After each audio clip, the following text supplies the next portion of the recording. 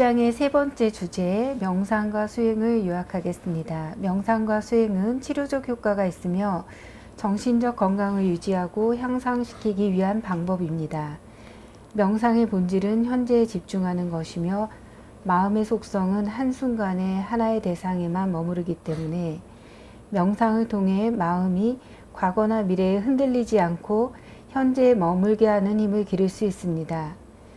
명상을 해서 현재에 집중하는 마음은 선정에 들어갈 수 있고 사선정 단계에 이르면 대상과 대상의 특성을 있는 그대로 정확하게 파악할 수 있습니다. 명상의 치료적 효과가 있는 이유를 다음과 같이 세 가지로 볼 수 있습니다. 첫째, 명상 수행으로 내면의 현재 집중 시스템이 구축되면 불건전한 대상으로 가던 마음이 건전한 대상에 집중하게 되면서 자연스럽게 정신이 건강한 상태가 됩니다. 둘째, 명상 수행은 우리 마음이 대상을 향해 지혜로운 주의를 주도록 합니다. 셋째, 명상을 통해 몸과 마음이 내 것이 아니고 내 뜻과 상관없이 조건에 따라 변한다는 것을 깨닫게 되면 스스로 몸과 마음에 손해가 되는 일, 괴로움을 만드는 일을 멈추게 됩니다.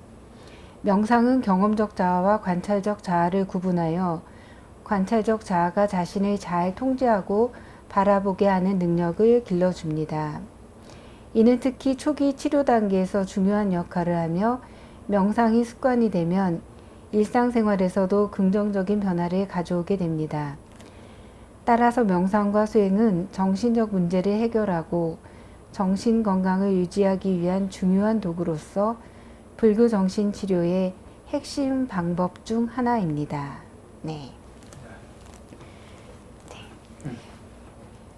명상도 이제 여러 번 다뤘는데 이 장에서 좀 궁금한 거는 첫 번째, 명상 수행을 하게 되면 우리 내면에 이제 현재 집중 시스템이 구축된다고 말씀하셨는데요. 이게 뭐 사람마다 장애마다 뭐 조건마다 다르겠지만 그래도 박사님께서 보시기에 임상 경험상 대충 한 어느 정도 명상을 하면 아니면 불교 정신 치료를 하면 좀 현재 집중 시스템이 구축되는지, 왜냐면 처음에 오면 이렇게 하시면은 언제쯤 되면 좀 이럴 수 있습니다라고 우리가 안내도 할 수 있어야 되는데 이제 그게 가능한지 모르겠지만 질문을 드리고 싶고요. 또 이제 우리가 얘기를 하다 보면 열심히 하셨는데 그분은 아직 뭐 안 됐다고 할 수도 있고, 그런데 이제 제가 보기에 임상가가 보기에 이 정도면 좀 되고 있다라고 안내할 수도 있고, 또 어떤 분들은 이 경우가 더 많은 것 같은데 나 이 좀 됐다고 하시는데 또 이제 지도하거나 안내하는 사람 입장에서는 아직 조금 더 하셔야 된다 이런 게 있잖아요. 그래서 주관적인 것도 물론 중요하지만 임상가가 객관적으로 볼 수 있는 어떤 사인, 징후가 있는지 궁금합니다. 네. 참 대답하기 어려운 네, 질문이에요. 네.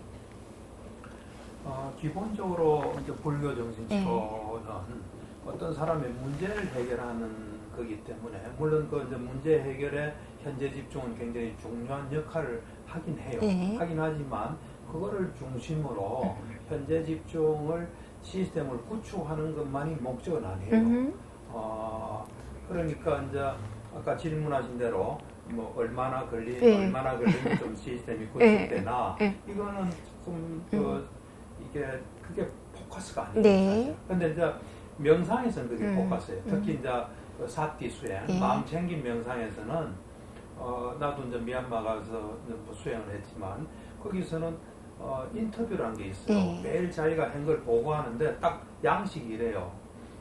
내가 워킹 메디테이션, 보행 명상을 할 때 어떤 걸 내가 알았고 느꼈고 또 뭘 경험했고, 그 다음에 좌선에서는 처음에 보행 명상을 어떤 식으로 하고 있고, 그걸 했을 때 내가 뭘 경험했고, 또 어려움은 어떤 어려움이 있었다. 그 다음에 이제 좌선에서는 어떤 식으로 하고 있고, 그걸 했을 때 내가 무엇을 알 수 있었다. 그 다음에 이제 중요한 게 일상생활에서 내가 어떻게 나를 관찰하고 있고 하고 있다. 그래서 뭘 경험했다. 뭐 이런 걸 이야기하기 때문에 그거는 하루 종일 이 현재 집중하는 걸 중점으로 해요. 그러니까 그걸 하게 되면은 그냥 나의 지금 현재 집중이 어느 정도 되나 하고 딱 체크할 수 있어요. 그렇게 했을 때 얼마 만에 질문하신 현재 네. 집중의 시스템이 생기냐 이걸 딱 알 수 있어요. 그렇지만 이제 불교 정신치료는 그게 목적은 아니에요. 어떤 문제를 가지고 왔고 그래서 그 문제를 해결하는데 도움을 주는데 주로 이제 현재 집중을 잘 이용하는 거는 어떤 당신한테 도움이 되지 않은 생각이 감정이 들었을 때 그걸 알아차리고 어떻게 처리해라 하는 거기 때문에 주로 정신적인 측면에서 현재 집중을 이제 강조를 하는 거죠. 네. 이제 그런데 전반적으로 그 사람이 하루 종일 생활하면서 밥 먹을 때 집중하면서 먹는지 그런 거는 초점이 가 있지 않기 때문에 답에 대해서는 좀 말하기 네. 쉽지 않아요. 그럼 이제 그걸 내 경험을 조금 네. 이야기하면 나도 2003년에 미얀마 그 이제 사티 수행하는 곳이죠. 참매라는 곳에 마음 챙김 수행하는데 명상 수행할 때 가기 전에는 뭐 그런 거 별로 중시 안 했죠. 근데 거기 가서 아까 말한 대로 보행명을 할 때는 어떻게 하고 자선할 때는 어떻게 하고 보행과 자선이 아닌 일상생활 할 때는 어떻게 관찰한다. 그걸 이제 꾸준히 자꾸 보고 하다 보니까 이제 나중에는 정확한 기억은 없어요. 언제쯤인가 내가 보행 명상하고 있을 때, 좌선할 때, 또 일반적인 일상생활 할 때는 항상 현재에 집중하고 있다는 사실을 깨달았어요. 근데 두 가지 때 내가 놓친다는 걸 알았어요. 하나는 뭐냐면 이제 각자 방이 하나씩 있거든요. 네. 처음엔 내가 혼자 방을 썼는데 뒤에는 또 두 명하고 같이 썼지만 혼자 방 쓸 때 보면 바깥에서는 딱 집중해요. 근데 방에 들어가면 그냥 쏙 집중을 놓치고 그냥 바깥을 쏙 보고 이래요. 그걸 어느 날 알게 됐어요. 네. 이걸 내가 바로 잡아야 되겠다. 이제 그럼 어떻게 바로 잡을 건가 하면서 내가 방에 일단 들어가면 놓치니까 들어가기 전부터 나는 이제 방에 들어간다. 이제 거기선 처음에 명칭을 붙이면서 했거든요. 들어간다 하면서 들어가서는 앉아있다 하면서 그걸 고쳤어요.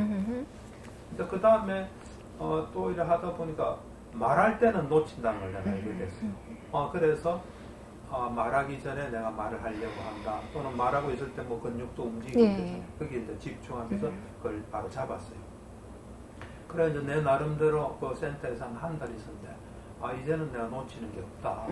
이제 그래 생각하고 한국으로 돌아왔죠. 돌아와서도 현재 집중이 굉장히 중요하다는 걸 알았기 때문에 처음에는 그 티벳 염주가 있어요.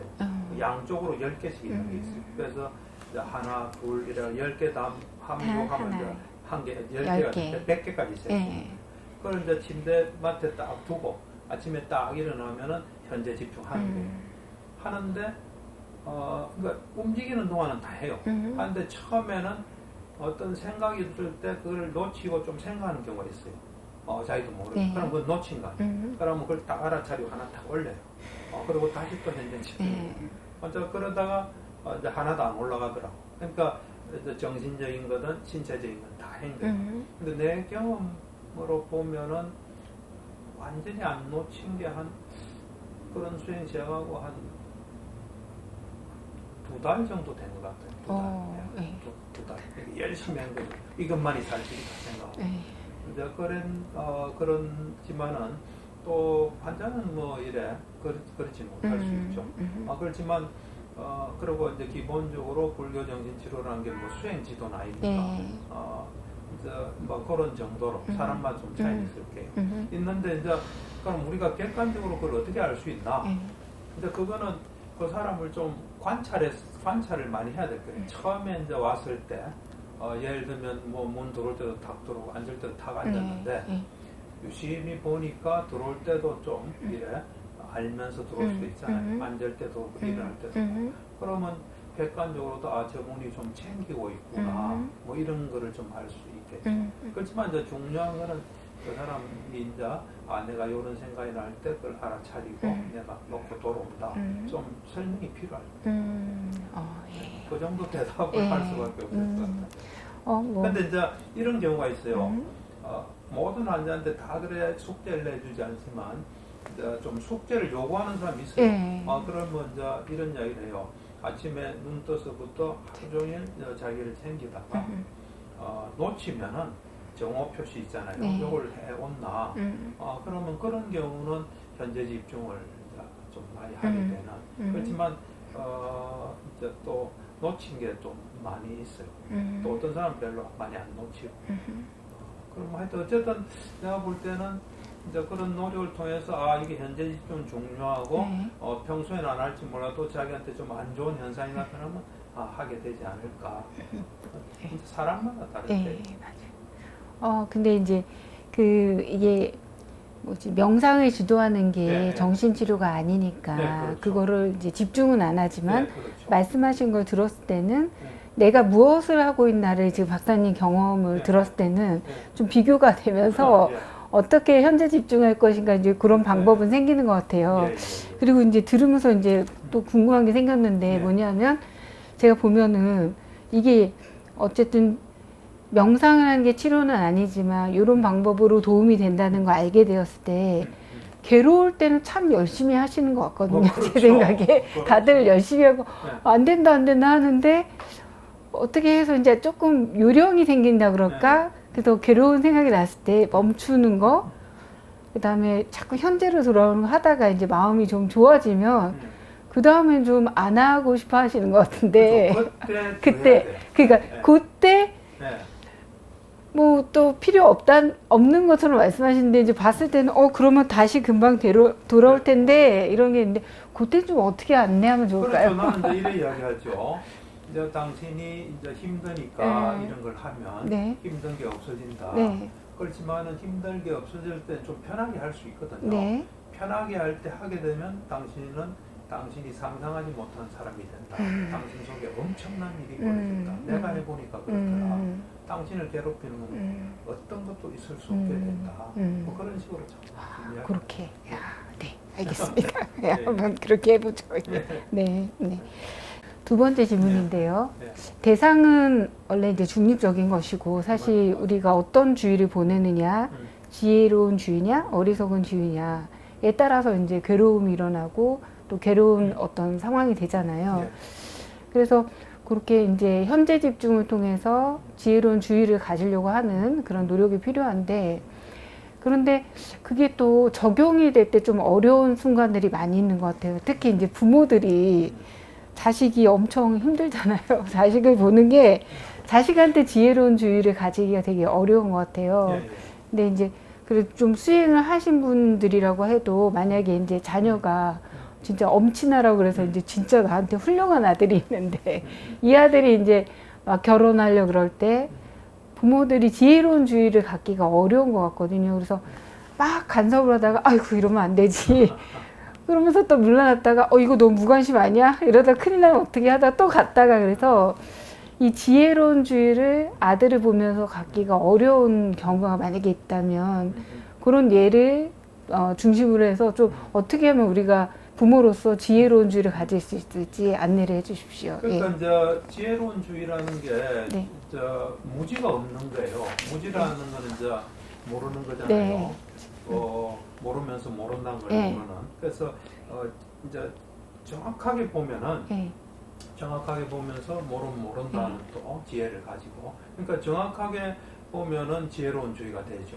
그러니까 이제 자식을 정확하게 본다는 거는 이 자식의 어떤 사실은 이제 부모와 자식이 그 한 세대 좀 차이도 있어요. 세상도 변한 것도 있어요.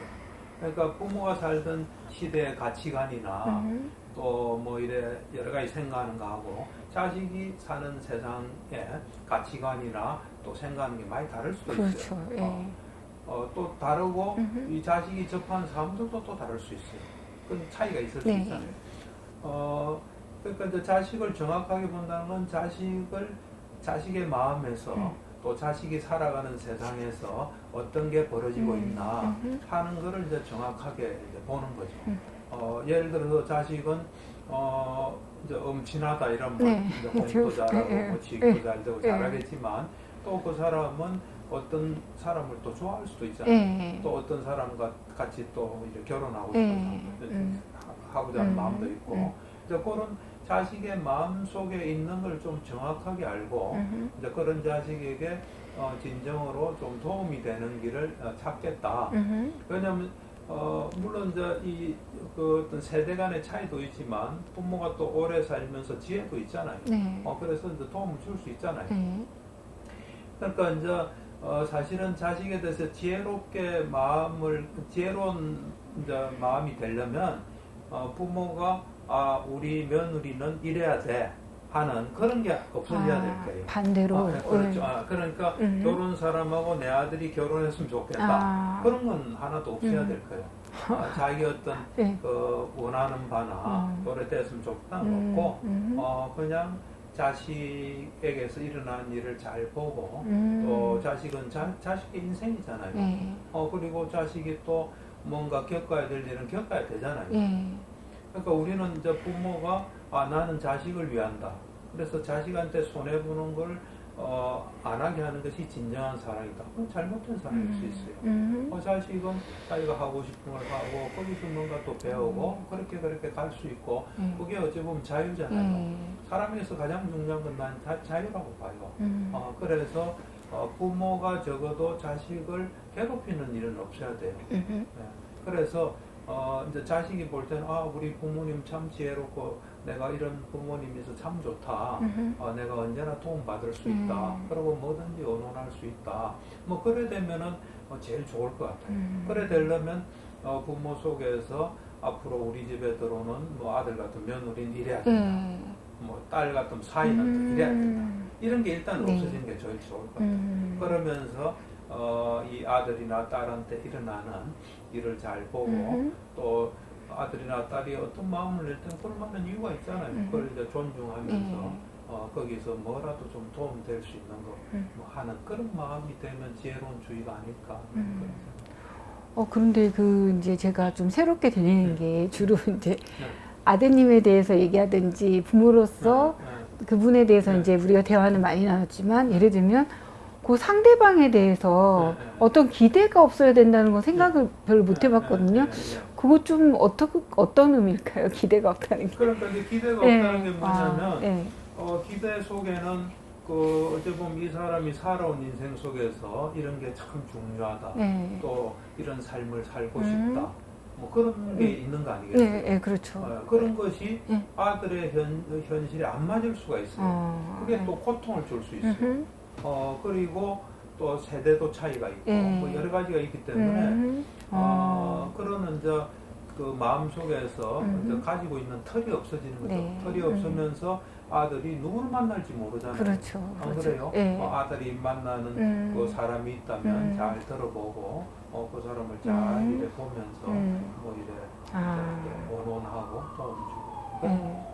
그러니까 그 아들이 만나는 상대방에 대한 기대가 없어야 된다는 게 제가 지금 들으면서 이해가 되는 게 내가 갖고 있는 기대는 내 파트너에 대한 기대지 내가 아들이 아니니까 사실 아들한테는 어떨지 모르겠네요. 진짜 그렇죠. 괴로움이 될 수도 있고. 그렇죠. 예, 알겠습니다. 그러니까 내가 이제 최근에 보면 쇼트 화면이 많잖아요. 네네. 그 어떤 사람이 일론 마스크하고 뭐 인터뷰한 게 있더라고. 일론 마스크한테 그 이래 무슨 우주 이런 사업이나 이런 건 실패할 수도 있지 않나. 그래서 그 사업의 계획을 어떻게 세우나 이러니까 일론 마스크가 난 계획 안 세운다 그러더라고. 자기도 처음 사업 시작할 때는 세웠대요. 근데 해보니까 계획대로 안 되더래요. 그래서 지금은 자기 계획은 안 세운다 그러고. 계획을 안 세운다는 거는 이 선입관이 하나도 없다는 거예요. 앞으로 어떤 일이 벌어질 거다 이런 게 없이 그냥 일어나는 일을 보고 거기에 맞게 하겠다는 거예요. 그러니까 부모도 마찬가지죠. 자식이 어떤 사람 만날지 어떻게 알아요? 맞아요. 그리고 또 뭐 인연이라는 것도 있을 수 그렇죠. 있어요. 그리고 아들도 소중하지만 아들이 만나는 이제 만약에 며느리가 될 사람이다. 그럼 그 사람도 굉장히 소중한 사람이잖아요. 그렇죠. 그러는 이제 그런 거에 대해서 이 인간 자체가 굉장히 소중하니까 이제 거기서 뭔가 또 뭐 아들이 못 보는 거 있을 수도 있잖아요. 좀 부정적인 그런 것도 뭐 이야기해 줘야 되겠죠. 알겠습니다. 굉장히 설득력 있는 것 같아요. 한번 그렇게 해보겠습니다. 네. 다음 질문은 이제 올림픽 경기가 얼마 전에 있었는데 그래서 굉장히 멋진 사격 경기나 뭐 양궁 시합 이제 볼 수 있었는데요. 그때 이제 대단한 아주 주의 집중 그 평정심, 정확한 동작 이런 거 이제 저희가 볼 수 있었는데 불교 정신 치료에서 말하는 주의, 뭐 건전한 주의, 주의 집중등과 이러한 그런 그 경기를 할 때 선수가 갖는 그 상태가 같은 걸까요? 어떨까요? 나는 볼 때 이제 선수 나름인데 네. 올림픽에서 금메달을 딸 정도나 금메달에 버금되는 하여튼 그런 사람들은 거의 비슷하다고 봐요. 아. 내용은 뭐 차이가 있겠죠. 진짜 명상인 경우는 명상은 대상이 있거든요. 그 대상을 있는 그대로 정확하게 이래 보는 게 명상이에요. 그래서 이제 예를 들면 내가 하루 종일 몸과 마음을 관찰한다. 그럼 몸과 마음을 본질을 알기 위해서 있는 그대로 이렇게 집중하고 그게 뭐 다른 게 안 끼어드는 거죠. 그래서 어떻게 보면 그 순간에는 탐진치가 없는 지혜론주의예요. 그래서 이제 정확하게 본물에서 몸과 마음의 속성을 알고 또 번뇌도 없고 그렇잖아요. 그 운동선수도 내가 이렇게 보니까 굉장히 우수한 사람들은 거의 비슷한 것 같아요. 그렇지만 이제 그 예를 들면 양궁 선수다. 그럼 이제 관역의 본질이 뭐냐 이건 아니죠. 그건 아니고 거기에 이제 어떤 지혜론주의가 있냐면은 내가 지금 이 10점이 최고점이잖아요. 그렇죠. 10점을 맞추려고 내가 맞추려는 생각이 있는 순간에 그 생각이 지금까지 나의 훈련을 방해한다. 이런 지혜론주의가 있는 거예요. 그래서 그거를 없앨 때 없애고 오직 자기가 지금까지 훈련한 가운데 그 훈련의 연장선에서 오로지 뭔가가 일어나도록 하지 거기에 자기한테 손해보는 거는 일어나서는 안 된다. 손해보는 거라는 건 내가 요번 금메달을 안 따면 안 된다. 뭐 이걸 따면 얼마나 사람들이 기뻐하고 내가 그때는 뭐 CF 모델도 할 수도 있고 이런 생각은 안 돼. 그렇죠. 그런 건 다 없앨 거예요. 다 없애지만 이제 자기가 지금까지 연습을 한 가운데 내가 흔들리지 않고 관역을 쏘겠다. 그런 점에서는 지혜로운 거죠. 왜냐하면 그 운동선수라는 거는 보면 너무 긴장이 풀어져도 안 되거든요. 그렇죠. 긴장이 어느 정도 적절히 있는 가운데 딱 열심히 하는 거거든요. 그래서 그런 면에서는 이제 이 지혜의 내용은 좀 다르지만 인과의 법칙을 아는 거는 똑같은 거죠. 내가 연습한 만큼 나오고 그것이 오로지 나오게 해야지 거기에 방해되는 건 해서는 안 되겠다.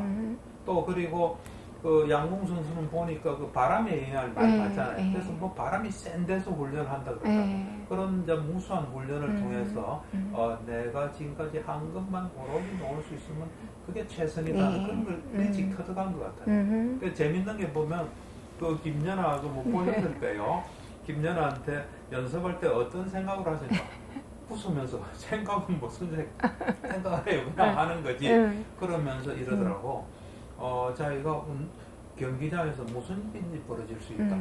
자기가 과당할 수도 있다. 실제로 그런 게 있어요. 그렇죠. 그거 했을 때는 그 다음에 내가 어떻게 한다. 그거는 딱 있어요. 그런 플랜은 있어요. 그래서 그거 하면 바로 이건 일어날 수 있는 거니까 내가 왜 이러는지 그 영향을 안 받는데 일어나면 그 다음 딱 하는 거예요. 그러니까 그 사람들이 내가 볼 때는 이 연습만이 자기를 향상시킨다. 그 다음에 어떤 일이든지 벌어질 수 있다. 그때 난 이렇게 한다면서 어째 보면 자기한테 손해보는 건 안 하죠. 손해보는 안 하고 자기한테 도움되는 거.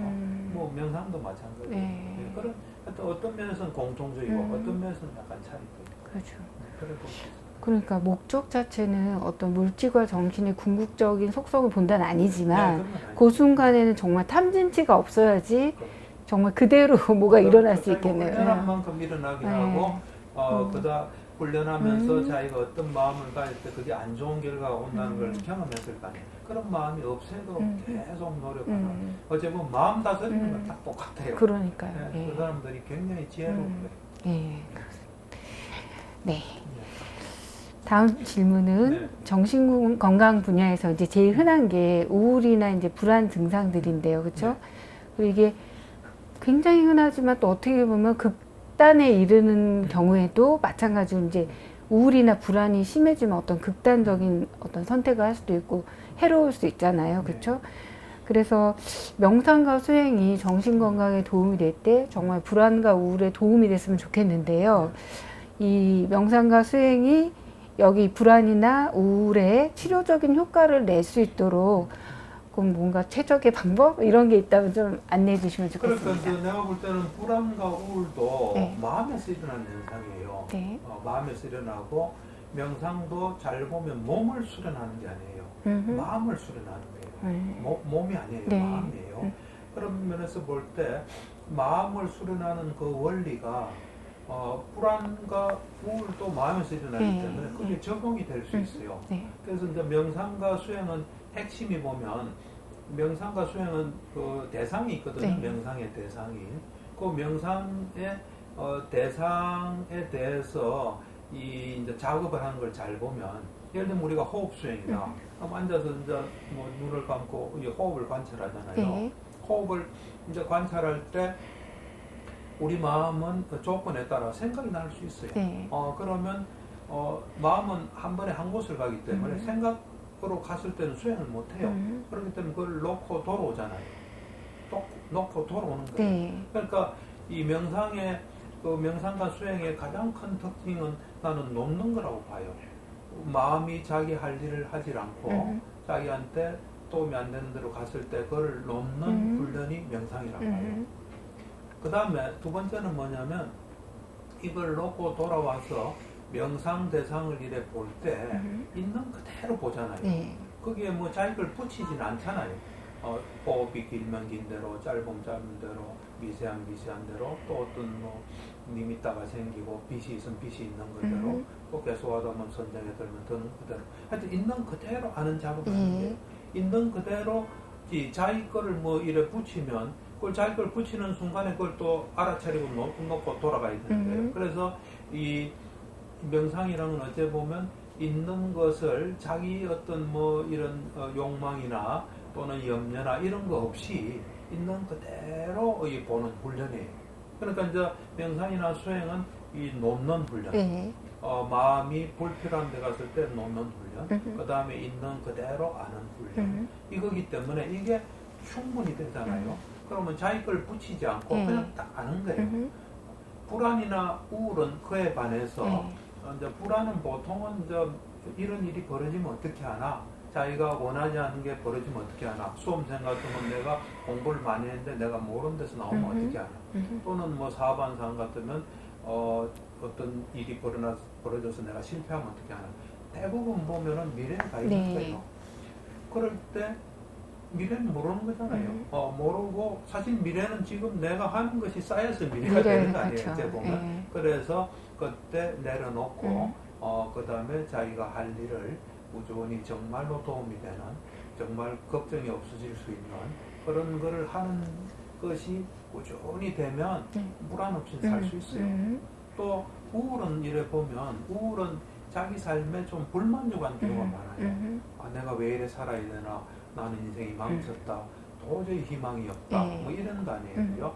그럴 때 이 정확하게 보면 그런 일이 있을 수밖에 없어서 일어나는 거예요. 사실 인과의 법상.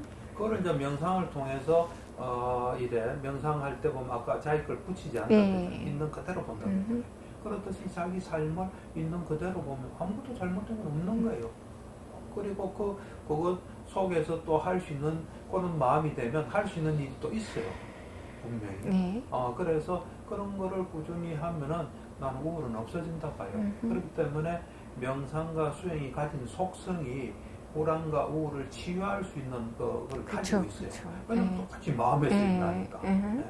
그러니까 얼마든지 난 치료가 가능하다고. 왜냐면 불안이나 우울이 일어난 사람은 명상하는 사람의 마음하고는 다른 마음으로 계속 살아왔기 때문에 그래서 그런 결과가 왔어요. 근데 마음을 올바로 한다 이런 부분이 일어날 수가 없죠. 예를 들어서 아주 어릴 때부터 그런 명상이나 수행 훈련을 하면 불안 우울이 발을 붙일 수가 없죠.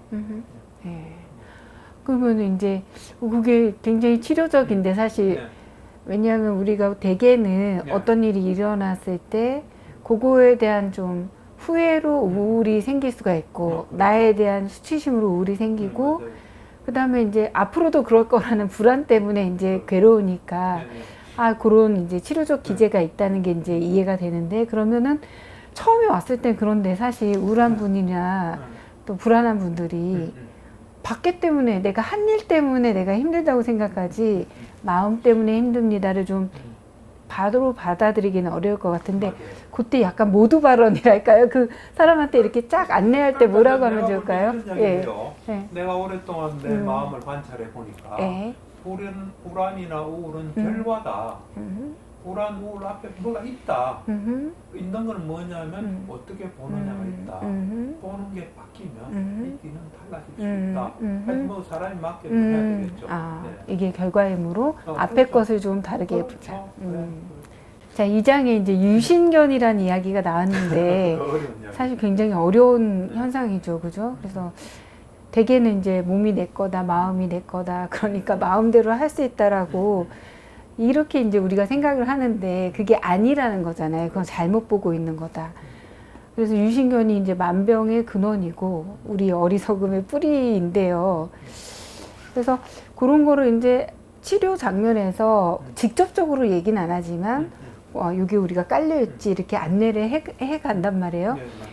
그런데 예를 들면 성격장애 중에 그 나에 대한 게 좀 직접적으로 관련된 게 예를 들면 이제 그 자기애성 성격 장애라든지 그죠? 또 하나가 이제 의존성 성격 장애인데 나가 너무 없거나 또 너무 거대한 사람들이잖아요. 근데 이런 분들도 물론 근본적으로는 같겠지만 유신견의 입장에서 이런 분들이 좀 안내한다? 이런 분들한테 자기에 대해서 좀 바르게 안내한다고 하면은 직접적인 말은 아니라도 좀 어떻게 하면 좋을까요? 그러니까 이제 방금 말씀하신 네. 의존형 성격장애하고 자기애성 성격장애 좀 정반대죠. 그렇죠. 그죠? 네. 예. 자기애성은 내가 최고다. 네. 내 중심으로 세상을 보는 거고, 의존형은 자기는 자기 외에 다른 네. 사람을 필요로 하는 거예요. 예. 그렇죠. 근데 내가 볼 때는 둘이 똑같아요. 유신견이라는 거는 뭘 정확하게 못 보기 때문에 생기는 게 유신견이에요. 우리가 명상이나 수행이나 또는 어떤 그 가르침, 이런 공부를 통해서 잘 보면, 우리는 뭐 고정된 우리도 없고, 우리 마음대로 할 수 있는 우리도 없어요.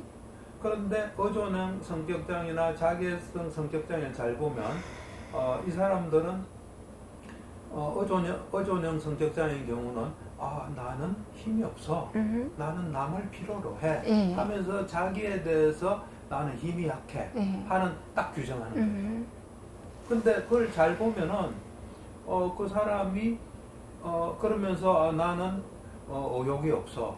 의욕이 없으니까 당연히 못해. 또 의욕이 생기면 하는데 의욕은 없어. 그러니까 나는 이런 존재니까 나는 다른 사람한테 도움을 받아야 돼. 이런데 그걸 잘 보면 자기를 고정적으로 생각했어요. 그리고 자기가 의지만 나면 다 할 수 있다고 생각해요. 근데 나는 지금 의지가 없기 때문에 못한다는 거예요. 근데 그 사람들을 이래 잘 보면 그 사람이 그렇게 된 그 이유가 있어요. 내가 볼 때 태어나면서부터 의존적인 사람은 없어요. 그렇죠, 없고 그렇죠. 그 어려움을 이래 보다 보면 그 사람이 언젠가부터 의존적인 게 있을 거예요. 그러면서 그 상황을 정확하게 못 보고 그것에 대해서 자기를 규정한 거예요.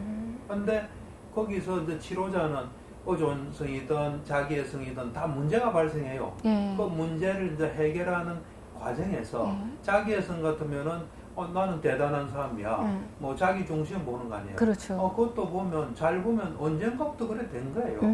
그리고 그 사람들이 자기 정신이 자기로 생각하는데 생각이나 의지나 뭐 감정한데 그런 것들을 적절한 순간에 그것들이 사실은 인과의 법칙상 조건에 따라 물론 고정된 조건이 일어난다는 거. 당신이 또 요럴 때는 요런 그 어떤 조건 상태 시스템이 있기 때문에 이렇고 또 시스템을 벗어날 수 있는 뭘 하면 당신은 달라진다 하는 거를 의존성도 마찬가지고 그거를 치료 시간에 그 사람들이 치료를 열심히 받으러 오고 또 이제 치료자를 신뢰하고 하면 거기서 얼마든지 당신이 이래 되는 거는 이래 될 수 있는 조건에 의해서 되는 거고 또 조건이 바뀌면 달라지고 당신이 자기 장신 정신이라 생각하는 정신도 네.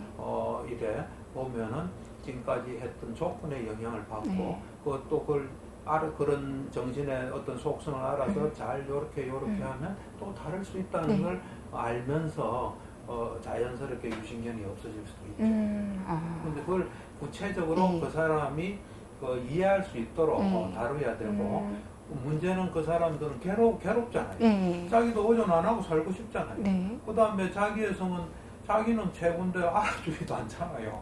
자꾸 문제가 생기잖아요. 네. 그럼 거기서부터 벗어나고 싶을 거 아니에요. 음. 치료받을 때 올 때는 벗어나고 싶어 왔으니까. 그렇죠. 근데 그럴 때 치료자가 그 사람에게 맞게 잘 이렇게 설명하고 또 그 사람도 해보니까 그렇고 그러면 거기서 내라는 것이 고정된 건 아니구나. 그렇구나. 언젠가부터 이런 걸 자꾸 강화하다 보니까 그래서 내가 요래 됐구나. 또 바뀌면 바뀔 수 있구나. 그러면 서로 말은 안 해도 유신견에서는 유신견이 많이 옅어지죠. 네. 그러니까 제가 들으면서 이해가 되는 게 이제 네. 그 의존 성격 장애 때는 이제 자기가 어떻게 보면 없는 거고 그다음에 그 자기애성 같으면 과대한 자기인데 네. 사실은 속은 빈 자기니까 이제 과대한 건데 그렇죠. 예. 그러면 자기가 되게 복잡하게 이해가 됐는지 그 설명 들으면서는 사실은 둘 다 그 자기를 고정적으로 보는 그렇죠. 거네요. 약한 자기다. 그렇죠. 약한 애다. 자기- 대단하다. 안 되고. 정확하게 잘 못 보고 있는데 정확하게 보게끔 도와주면 그 불교에서 내세우는 교리가 아니에요. 무화가. 그렇죠. 정확하게 보니까 그렇다는 거예요. 그러니까 자기를 잘 알면은 사장이 태어나서부터 의존성이 어디 있어요? 그렇죠. 뭐 이래 잘 살다가 이제 어떤 데서부터 잘못된 생각 속에서 뭐 그런 삶의 양상이 생긴 거예요. 자기애성도 마찬가지로 물론 타고난 기질도 그렇죠. 있죠. 예. 그런 것들은 이제 치료자가 세밀하게 보고 작업을 할 수 있다면 또 저항 없이 할 수 있다면 거기서 변화가 올 수 있다고 말하죠. 네. 그러니까 그러려면 이제 치료자가 유신견에 대한 이해나 어떤 실천적인 경험이 있어야겠네요. 네, 있어야 돼요. 네. 우리는 끊임없이 변하는 예, 거예요. 고정된 우리는 없어요. 네, 알겠습니다. 네. 네, 감사합니다. 예, 감사합니다. 네.